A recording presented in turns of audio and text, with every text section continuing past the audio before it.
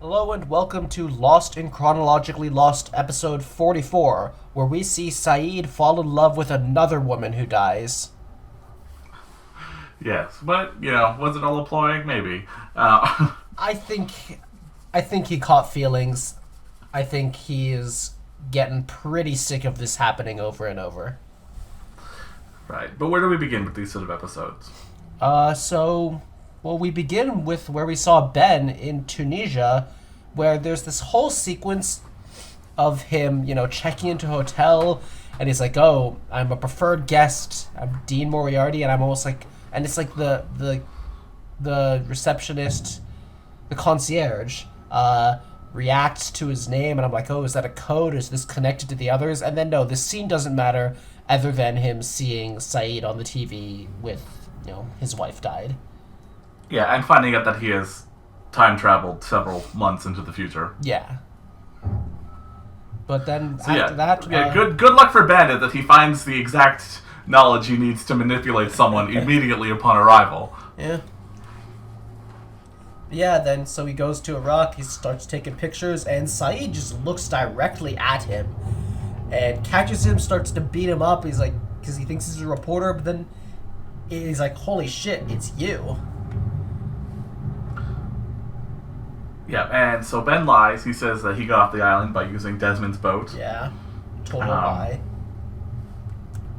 Yep, and then he shows him proof of that there was a hitman who was responsible for killing Nadia, and it's like, hey, let's go get revenge. Well, he says, no, this is my fight. Don't worry about it. But then, It's obviously just he knows Saeed's going to take the bait. Yeah. So I do have a question. So this man who killed Nadia, I mean, was he not trying to kill Saeed, right? I think he was trying to kill Saeed. I think so, and I don't... Because he's one of Widmore's people. Yeah, and I don't know why Widmore wanted the Oceanic Six to die, or Saeed in particular, but I guess he was at this funeral because he was still watching his real target. Yeah. So that's how he joins Ben in hunting down Widmore's people. Yeah. We see, Ben tailing him, but then the guy knows he's being tailed. He's like, what's going on? And Ben's like, I have a message for Mr. Widmore, and it's just Saeed shooting him and, like, quadruple tapping him. Yeah. Which, like, the guy did kill Nadia. Yep, yeah, he deserved it. Yep. Cut to Desmond frantically running around this village looking for a doctor. Which I have to say, one... if your wife is that pregnant, wouldn't you want to, yeah, I don't know, moor somewhere closer yeah. to a proper hospital? Yeah. But I just want to mention, there's a little bit with Saeed you skipped that, Ben is like, don't let your grief become anger. I know from experience. Which, I mean, he did experience that, yeah. But he's still, just trying to manipulate Saeed to doing it, because Saeed is like, I married her, buried her. This is my war. But yeah. Then, Desmond gets the doctor, and I'm glad that, like, once the doctor hears the situation, he does his duty. Yeah, and so, Penny gives birth, and as you'll hear later, they name the boy Charlie, which is nice. I mean, the thing about that is that naming it after Charlie is good, but I feel like the average person would guess that they named it after Charles Widmore, which, like, he does not deserve that. Yeah, no, it's Charlie. It's not Charles. I know. Then we see Ben in London, So, fun fact, this scene was actually filmed in London because Widmore's actor was busy. Yeah, he was doing stage work there. So then they go, he, talks his way into the building, then he just uses an elevator key to get to the penthouse. And I have to mention, so around this, so this would have been during season 5, right? No. Okay, Season 4, either way, that's okay, that's not my point. My point is, early season 5, when we see Locke in the 50s and he meets that kid and he's like, your name is Charles Widmore, that would be before we ever found out that that Widmore used to be a leader of the others, right? We would have only known him as, like, this villain trying to take the island, yeah? No, I think we would have known he used to be the leader of the others. Would we have? When?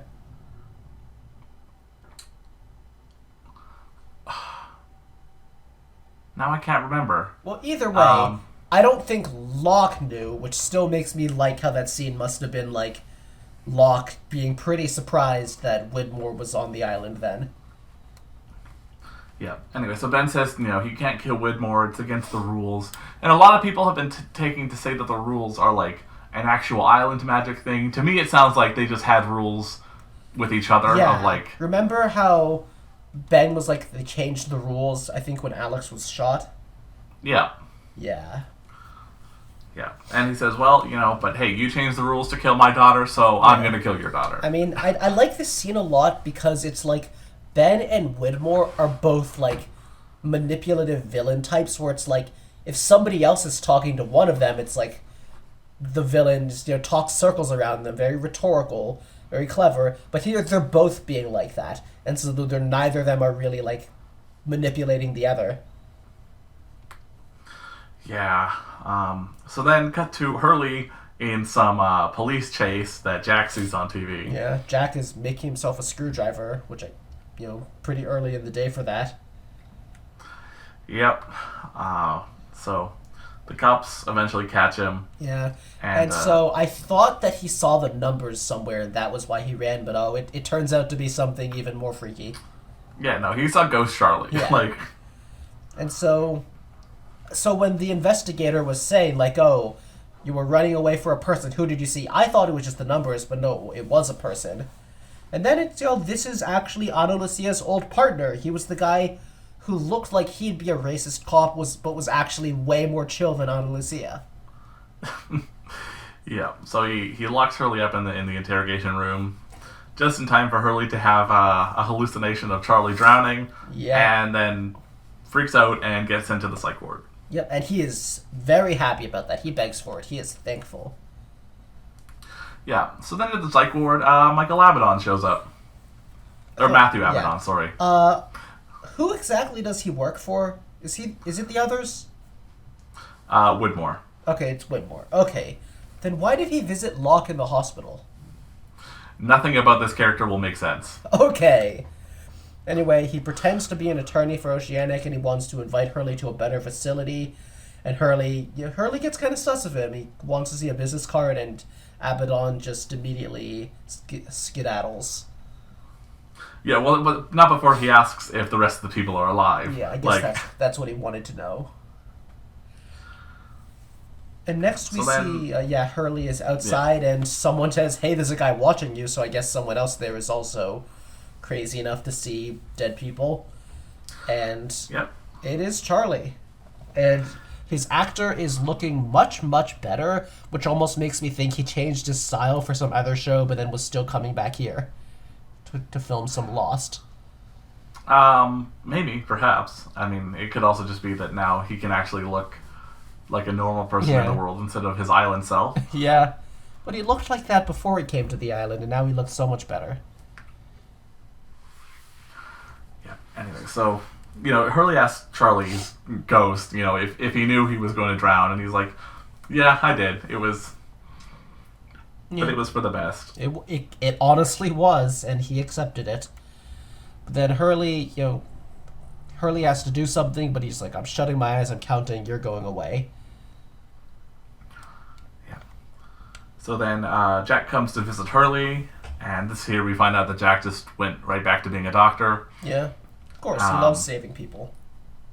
Yeah, he goes just to, drop in on Hurley, but it's really just to make sure he's not going to crack and leak their secret. Yeah. At first I was hoping Hurley would, say he saw Charlie, because, I would hope that the others from the island would understand, but nah, Jack is kind of being self-interested here. Yeah. But Hurley does apologize for going with Locke, yeah. Yep, and then says, well, no, but we have to go back, to which Jack says, we're never going back. We're done. Ever.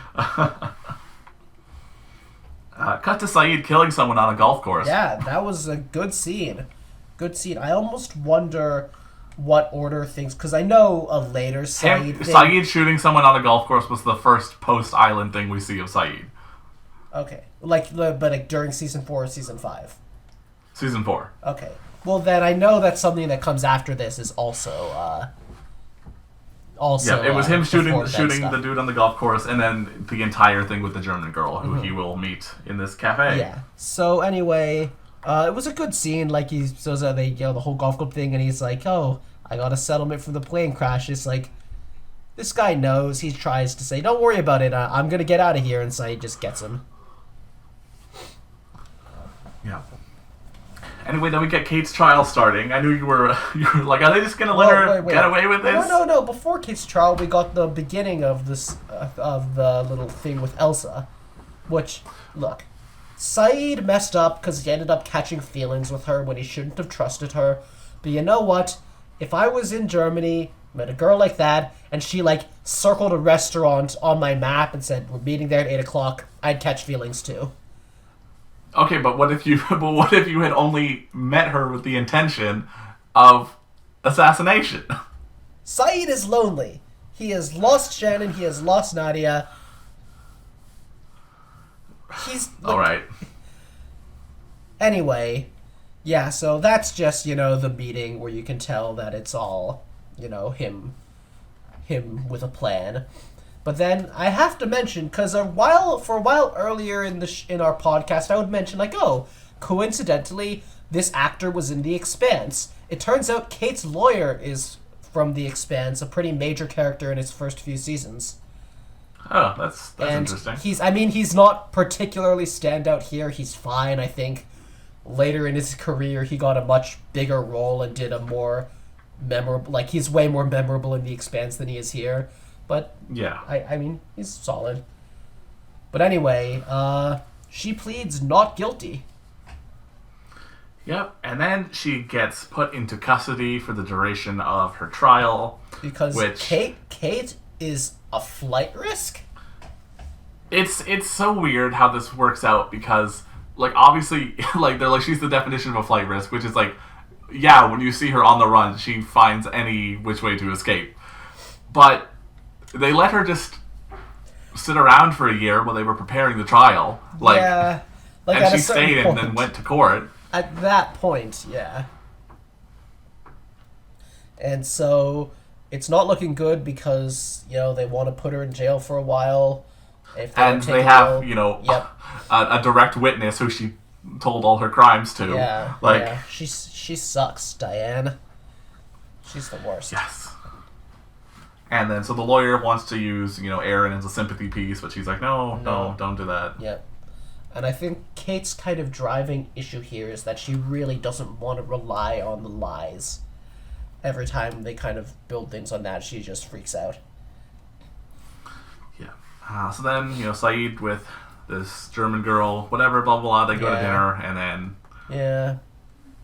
And then she finally gets a call from her boss, and then we just get both of them acting like they don't know what the hell is really going on, and then they shoot each other. Yep.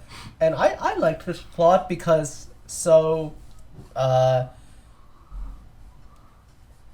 she is, let me see, I guess you did sum it up. She's like, what, innocent people are gonna die, and he's like, no, and then she just gets her gun and, calls like, no, I couldn't find out who Saeed was working for, but then he just baits her over and shoots him with his own gun. Yeah, which is really weird because presumably she's working for Widmore, right? Yeah. And Widmore knows. Like, how would Widmore not be able to... Like, he has two dots, Saeed and Ben, and he can't connect them? Like... Yeah, and... I gotta say, this is like, I think I liked this scene at the time, and then aspects of it I realized don't matter, because the purpose of this scene, or like, not the scene, this flash forward, is, Saeed is assassinating people when he's back home, and he's working with Ben? And I think that's and then they give you all the rest of as to how he's working with Ben. Like, well, yeah. And so it's like this, first of all, like, yeah, he goes he goes to a vet, and it's Ben there healing him, and it's like, yep, this is the reveal. Holy shit, he's working with Ben. And Saeed's like, they know I'm doing it. Ben's like, good. But here's the thing. I thought this was interesting because if this was, like, in the middle of another story, it would be like, oh, shit, like, it would be important to the plot that because of him working with her, like, he finds out that they know he's trying to kill them. But, that doesn't matter at all. Like, the reveal that she knew doesn't affect anything because the only purpose of this was just to show that he's working with Ben and stuff. But then the next time we see him, he's already finishing up killing people. Yeah. Yep. And I mean, that's not... Like, you gotta just understand what the purpose of the plot is, but, like, this is the thing, we're watching it in the chronologically lost order. I expected that to matter a bit more when it's just not... I will also say something that's kind of disappointing to hear, which is that post-season 4... I would say Saeed has the worst character arc. Again, like, you know, he spent so much time trying to become, like, a better person on the island, only to, you know, go back to being an assassin and everything like that, you know. It sucks, and to shooting at a kid in I didn't have a strong impression of him during the 70s arc. And then when I got him in the first 3 seasons, it's like, oh my god, this is like maybe my favorite character. You know, him or Miles. He's really good in the original Island run. And then it's like, with that context, the fact that his character arc went into like that stuff during the 70s where you see him like being like, I am a bad man, so I deserve like punishment and stuff. It's like, wow, like, that's not the direction I wanted to see him go in. Well, yeah, because it's the opposite direction that they spent 4 seasons going into. Yeah. Anyway, so back to Kate in court. Yeah. They called Jack in. And the opposition... And so the opposition thinks Jack is irrelevant, and I think the judge lets it happen just because he's curious. Yeah, this is... It's like you're getting goddamn Jack Shepherd to testify. You want to see what he has to say. Yeah, and so he just talks up Kate's character and everything. Yeah, I mean... Kate wants him to stop because I think she can't bear the lies. Yeah. Anyway, so then the DA cross-examines and asks if Jack loves her, and he says not anymore, which is a strange way to put that. Yeah, sure. So then, after that, Kate's mother gets brought in to talk to her, and it's like, why don't you want to talk to me? And Kate's like, you know what happened last time I tried to talk to you? Yeah, I wouldn't want to like, Kate's mom is just the fucking worst. Like, I can't. Yeah, she just says, like, oh, I loved him. It's like, he was literally abusive. Yeah, it's just trash. But, so then Kate's mom is like, oh, well, when I thought you died, you know, everything changed, and I don't want to testify. And then it's like, oh, but let me see my grandson, too. Like, it's like, fuck off. Yeah. Kate does not have any of it, and it's not even her real grandson. Although at a certain point, when Kate's raising him, you can kind of go with, like... So this is a weird example. So obviously in real life, there's a thing when you adopt someone and you raise them, you are their parent. Yes. But this is such a weird thing because it's not as if Claire put him up for adoption like she, you know, had planned to. She was raising Aaron and caring for Aaron, and it seemed that whatever the smoke monster did to her messed with her mind or something to have that happen. But it's like Claire was more than, you know, she was there for Aaron. She was being Aaron's mother, which does make it feel like Kate should have been her, you know, is not her real mother. Like and as far as Kate knows, like, Claire just disappeared. They don't know what happened to her, and like she took Aaron out of necessity. Like, I think she, like, if it was possible, she'd want to return Aaron to Claire. And I do think so. I had this thought later in the episode, but I'll say it now. I almost feel like the writers just thought of the idea that Kate's the one who has to raise the baby, raise Aaron when they're back in the normal world, and they kind of just wrote Claire out in an awkward way just to make it so that Kate plotline can happen. Oh, 100%. 100%.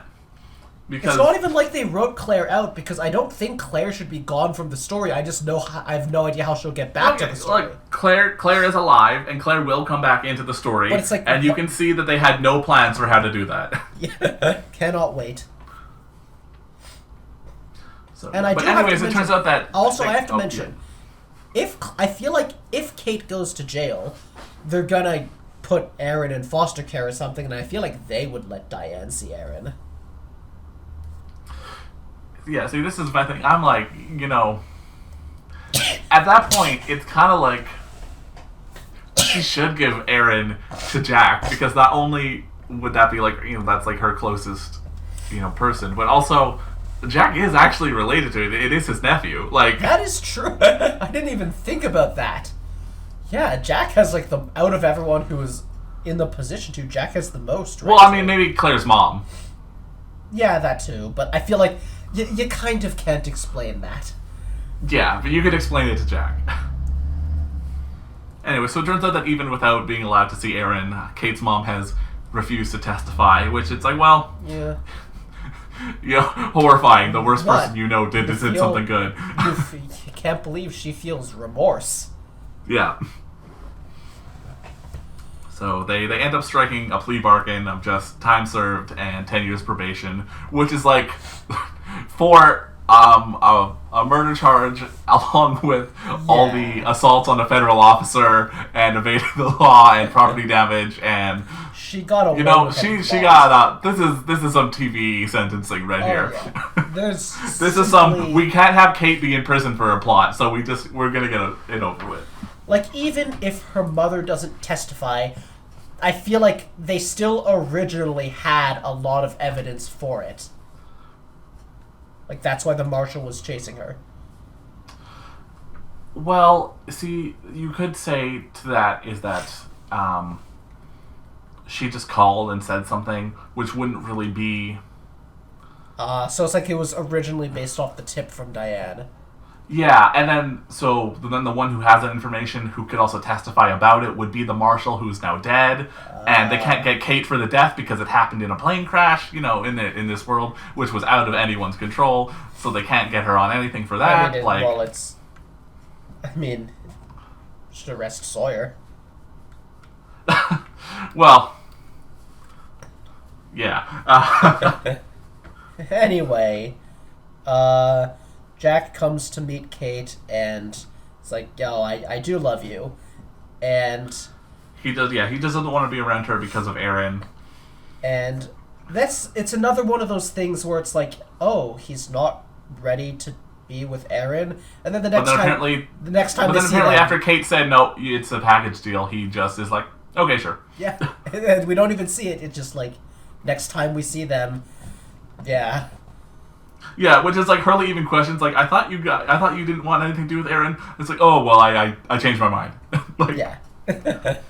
That's how we're getting through this plotline. Yep. It's like almost like they're. This is what happens when you have to write over a 3-year period of time, and you write it in 2 different seasons, completely out of order. Like, character motivations do not match up. Anyway, we see Saeed assassinating some other guy who, this show really thinks that silenced guns are actually silenced. Also, they're in Russia because you can literally see the fucking Kremlin across the street. Like... Anyway, Saeed is wearing a cool leather jacket when he goes to meet Ben. And Ben's like, yep, that's it. That was the last one. Yep. So, now Saeed has nothing to live for. Yep. So then we get like the only happy scene for Jack and Kate. They have one happy scene, which is it's nice to see it, but it definitely goes downhill. So is this one of those, like, we see this totally out of context during season 4, and it's like, what? He's with Kate? I think this is actually season 5. Is it? Huh.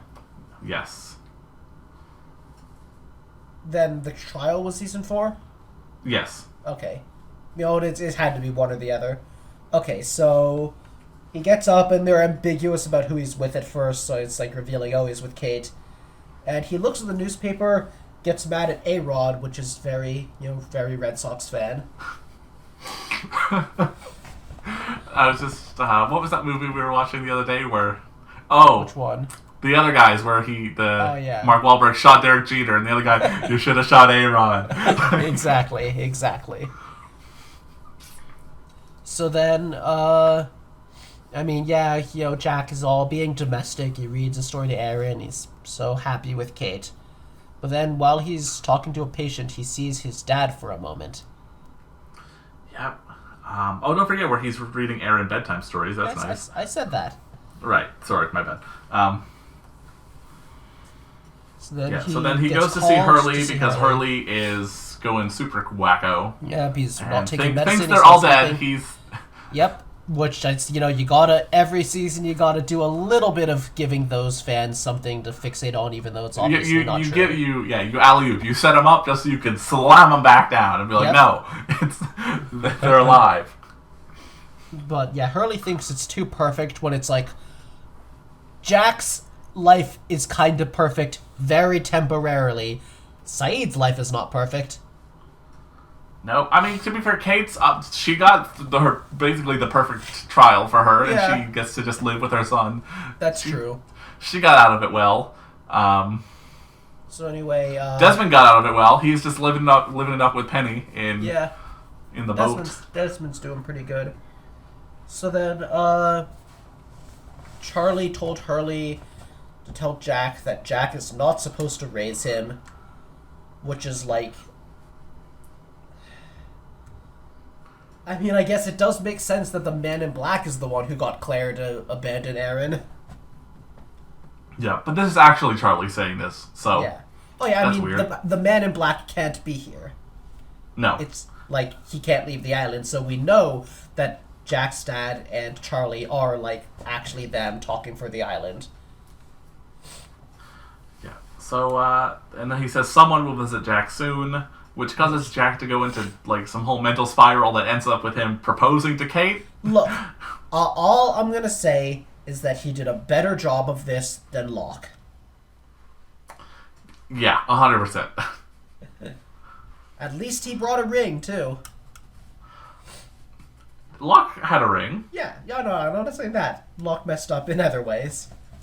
Yeah.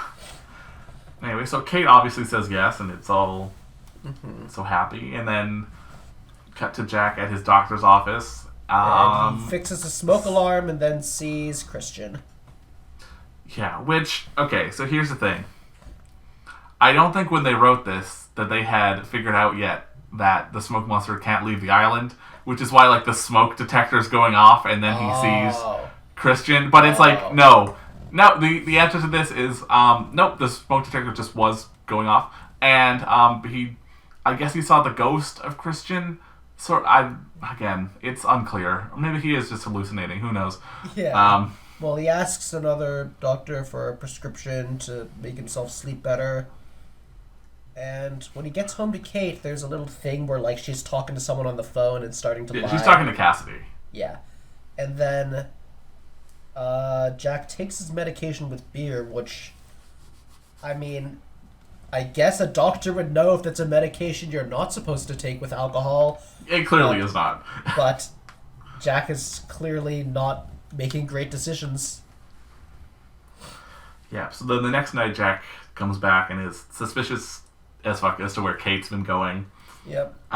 Okay, so what ruins the scene for me here is that, like, Kate and Cassidy were organically friends without Sawyer. Like, yeah. They had already been friends without the whole Sawyer connection. So it's like, I don't know why she has to be that secretive about it. I really wasn't that into this, like, this conflict. It was just like, I don't need to see Jack and Kate having relationship troubles, and it's like, you could have just said, and then it's like, oh, this was for Sawyer, and Sawyer wouldn't have wanted you to know, and it's like, this doesn't matter. Like, honestly, I don't think Sawyer would even care.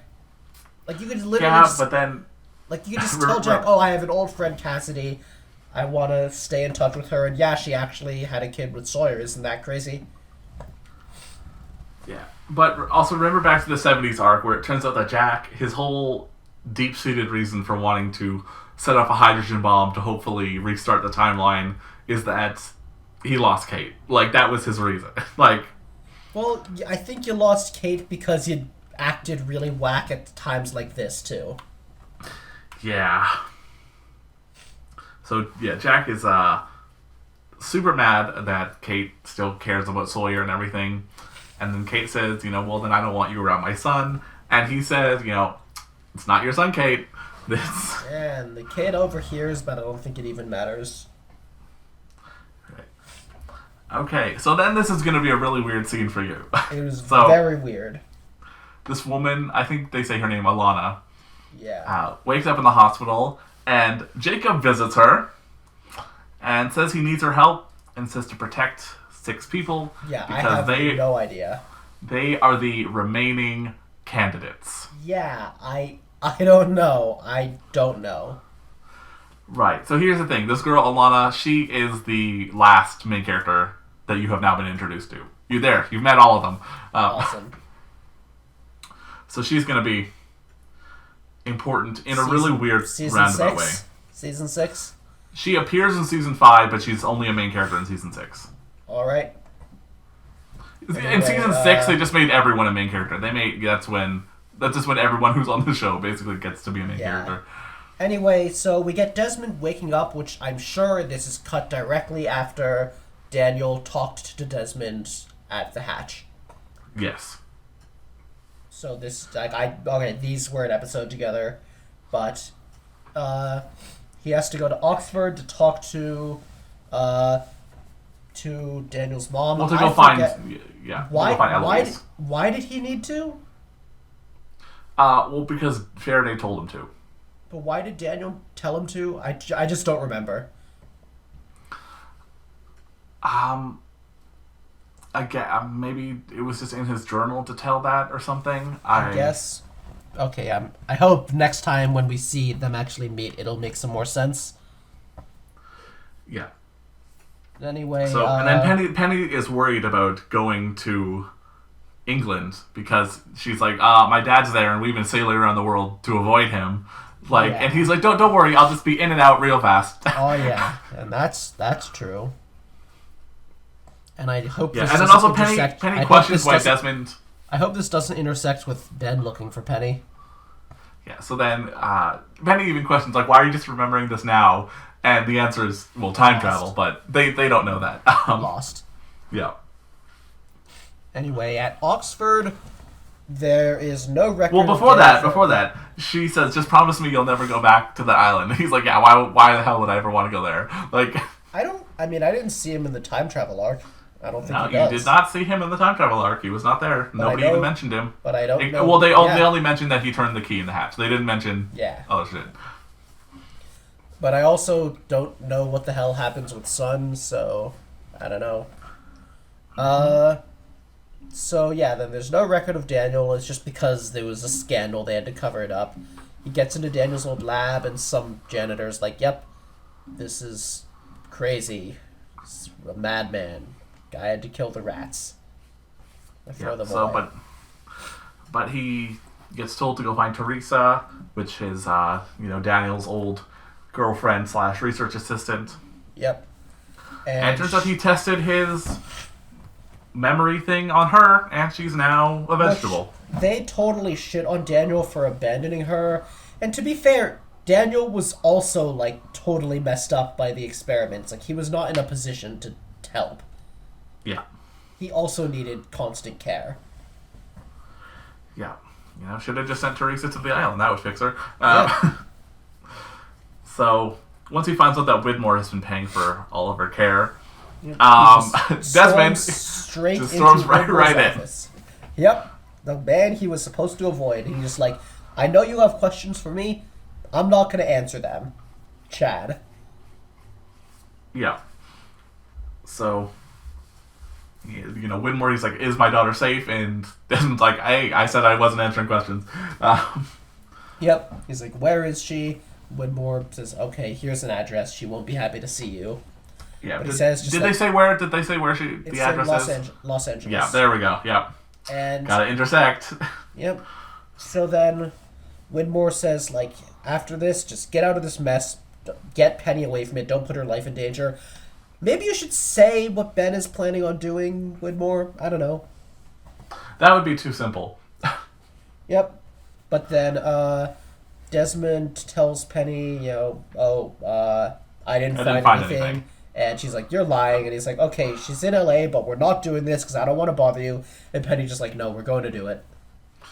Yeah, because she knows Desmond won't let it go. So. Yep. So these were a pretty solid couple of episodes. I had a couple boring points, like I was just the Jack and Kate drama with Cassidy in the fight, not great.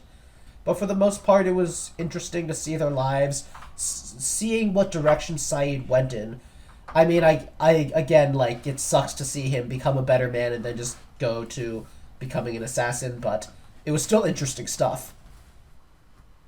Oh, for sure. It's, I think another problem with this is that they give themselves this whole 3-year span for everything, but, they rush through all the years to the point where, the next 2 episodes are both December 2007. They rush it through so that so many things happen, like, just in the short span of time, as opposed to things happening more organically over a couple-year period that they set themselves up for, right? Like, yeah. It's... Although, to be fair, I reading the wiki, it says that some of the stuff that's supposed to happen in apparently December 2007 actually happened in November. So it's like at least there's a 2-month period, but the maker of Chronologically Lost has decided that it's just all happens in 1 month. So, well, I mean, yeah, Desmond's going to LA, so I mean, seeing stuff intersect will be cool. I don't really know why he's going to Eloise, but it might be interesting. But also, Locke has got to show up, and Locke was also told to go to Eloise. So, and Locke has to convince people to come back to the island, so I hope I start seeing that soon. Yeah, well, I mean, we saw what happened to Ben when he turned that wheel and got flung forward, so... Yep. Yeah, should happen to Locke it does suck that Locke has this whole character arc of, like, he becomes the leader of the others, and the next thing he does is fuck around through time for a little bit and then leave the island and be paralyzed again. Like, there was so much lost Locke Destiny stuff, and he's the important one. What do you mean paralyzed again? Not paralyzed, in a wheelchair again. Well, yeah, but that's just because he broke his leg falling down a well. But my point is, like, he had all this destiny build up. Like, he's the important one, he's the special one, and then his purpose is to bring other people back? Well, who's to say that's not important or special? Well, it's important. I just expected Destiny would have had them stay on the island in the first place, and Locke would still have something else important to do. Well, that's even a thing. Is Destiny even real, then? Like, look, that's not the point. That's not the point. I'm not saying in real life. I'm saying in the show. Does the show consider Destiny real or not? Point. That's not the point. The point is, you'd think that Locke being named a leader of the others would lead to him, like, spending any time doing things after all that build-up, instead of immediately time traveling and then leaving the island and dying. I was told Locke dies, but I just realized, like, that was just something a character said. Maybe they're just under the impression Locke dies and he actually lives. I don't even know. I'm not going to get my hopes up, but it's a possibility. I mean, hey, all the Oceanic Six, they're under the impression that Jin died. Like... Yeah. So... Maybe I actually do get Season 6 Locke. I mean, you think they would really get rid of an actor as great as Terry O'Quinn? I mean, if they know they're coming up on the final season and that's what they want to do with his character arc, maybe. But, I mean, the thing is, there's Locke still being a main character, and there's bringing him back like they brought back Boone or Charlie. Well, who can say? The next episodes, again, they'll take place just over the course of 1 month, so a lot is going to happen very fast. As opposed to this episode where not much happened over a long period of time. Yep. So I hope you will join us then, where again we are covering episodes 83 and 84, both called December 2007.